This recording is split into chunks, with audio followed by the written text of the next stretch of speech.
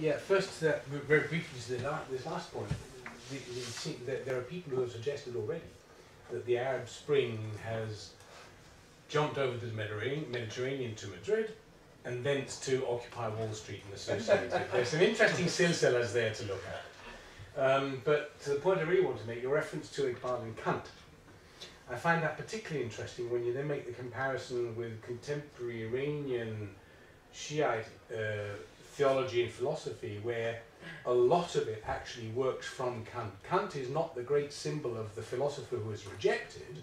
On the contrary, Kant is built in to the foundations of contemporary Islamic philosophy and theology in Iran. Yes. Kant is a strange figure.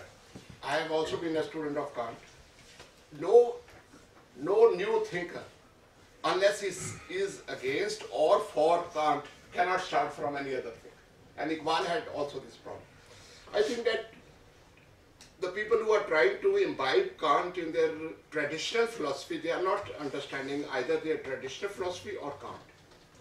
I have great respect for the Iranian tradition of philosophy. I am myself a student of the tradition, philosophy of mullahs, Hafiz Sabzwari, and all those traditional Mir Damar, and they have great line. And I am also a student of Hussain Nasr. What I would like to say that Kant, who is appropriated in a traditional culture, he cannot be appropriated in a traditional culture because he banishes God, freedom, and the question of immortality from the realm of knowledge.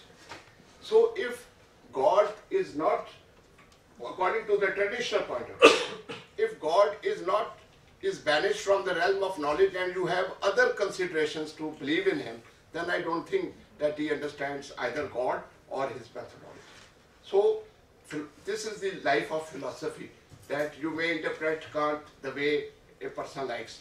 My personal view, and as a student of traditional philosophy, I think it is a self-contradiction to appropriate Kant in one's traditional philosophy or metaphysics.